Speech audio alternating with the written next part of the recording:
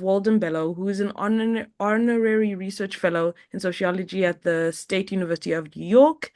He is a longtime peace activist from the Philippines and has been the vice president of, or ran for vice presidency in Philippines. Sorry, he has ran for vice presidency in Philippines in 2022.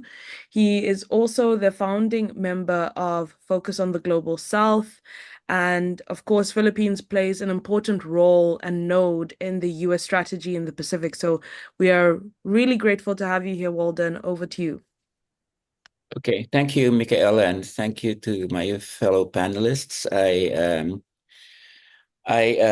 First of all, I didn't realize we just had 8 minutes, so I'll just have to radically cut down what I have to say. So let me begin.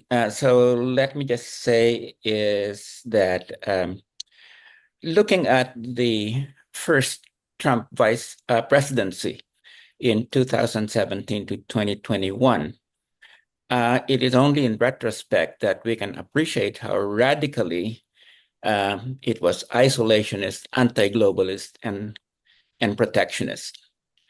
Trump, among other things, tore up the neoliberal Trans-Pacific Partnership that both the Democrats and Republicans championed, considered NATO commitments a burden and threatened to leave NATO, demanded that Japan and Korea pay more for keeping US troops and bases in their countries, trampled on the rules of the World Trade Organization, ignored the IMF and the World Bank, negotiated the US withdrawal from Afghanistan with the Taliban, and broke the West's united front against North Korea by stepping across the demilitarized zone to pat Kim Jong-un on the back on June 30, 2019. Some have said that his foreign policy was erratic or chaotic, but there was an underlying logic to his supposed madness, and this was his felt need to play opportunistically to an important part of his white working class and middle class base that felt that they'd had enough of bearing the burdens of empire for the sake of the American political and economic elites. So let me just continue by saying that what we had in contention last November 5th were two paradigms of empire. One is the old democratic, traditional Republican, liberal internationalist vision of empire that is expansive and seeks to make the world safe for American capital and American hegemony.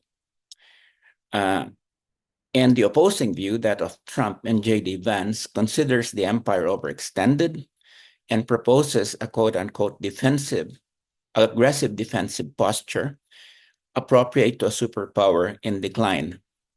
The MAGA, or Make America Great Again approach, would focus on walling off the core of the empire, North America, from the outside world by radically restricting migration and trade, bringing prodigal American capital back, dispensing with what Trump considers the hypocritical exercise of extending foreign aid and exporting democracy, and abandon with a vengeance all efforts to address the accelerating global climate crisis.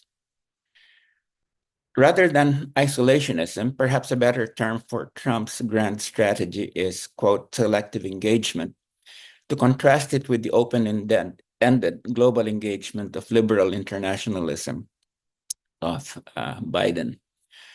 One aspect of selective engagement will be disengagement from what Trump denigrates as quote-unquote shithole countries, meaning most of us in the global South, in terms of trying to shape our political and economic regimes via the IMF and the World Bank, and providing bilateral economic and military aid. Definitely, there will be no more talk of exporting freedom and democracy. That was staple of both Democratic and Republican administrations. Another aspect of selective engagement will be a spheres of influence approach. North America and South America will be regarded as being Washington's natural sphere of influence.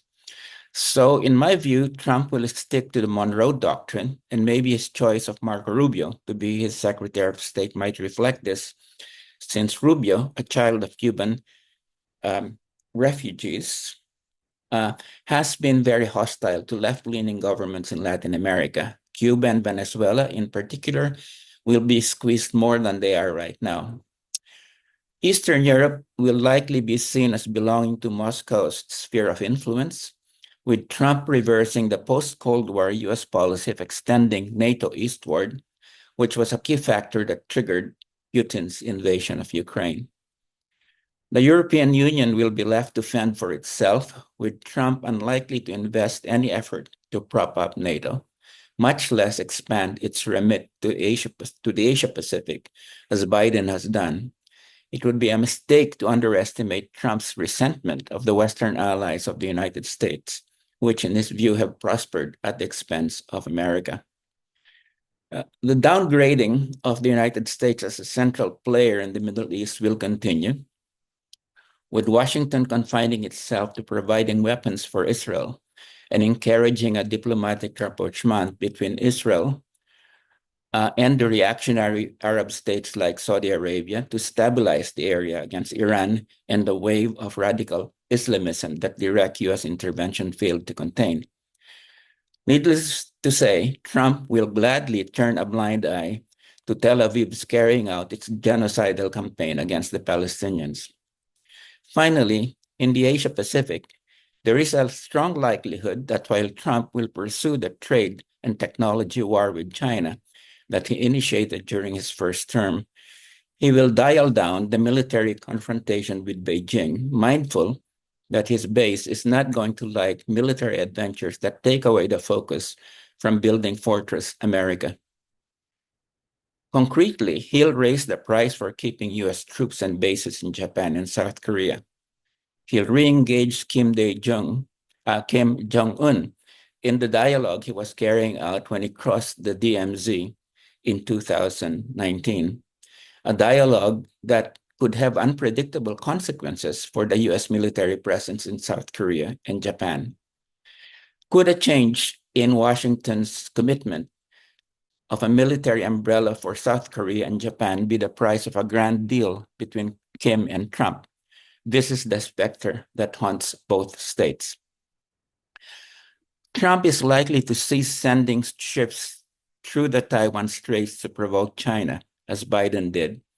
And one can expect him to tell Taiwan that there's a dollar price to be paid for being defended by the United States, and that Taipei should not expect the same assurance that Biden gave it, that Washington will come to Taiwan's rescue in the event of a Chinese invasion.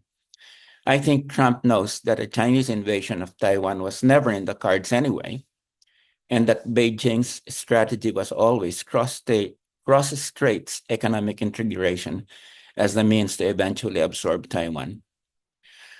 As for the Philippines and the South China Sea, a Trump administration is likely to tell Manila that there would be none of that ironclad so-called guarantee promised by Biden of an automatic US military response under the 1951 Mutual Defense Treaty in support of Manila in the event of a major confrontation with China in the South China Sea. Trump, it must be remembered, has gone on record saying that he would not waste one American life for what he has called, quote, rocks in the South China Sea. The Pentagon's push to push the Philippines as a forward base for the military confrontation with China that Biden fully supported is likely to be reviewed. In short, Trump is likely to acknowledge in practice that the Asia-Pacific is China's sphere of influence, though this message will be delivered informally and covered up by rhetoric of continued American engagement with the region. To summarize, there are few certainties when it comes to an unpredictable figure like Trump. These few certainties are that Trump will be bad for the climate, for American democracy, for women, and for minorities.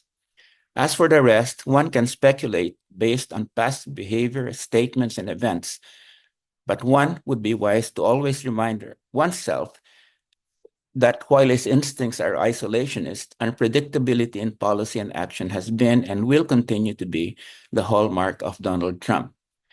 But whatever happens, whether Trump's administration will be more bellicose or less bellicose than Biden's, we in the Global South must be prepared to take advantage of the opportunities presented by the continuing decline and crisis of the United States as a hegemonic power to accelerate that downspin and carve out more space for the pursuit of the interests of our countries. Thank you very much. Thank you very much, Walden. Great start to the conversation, and particularly coming from a country in the Global South who is a heavily militarized US zone of influence in particular.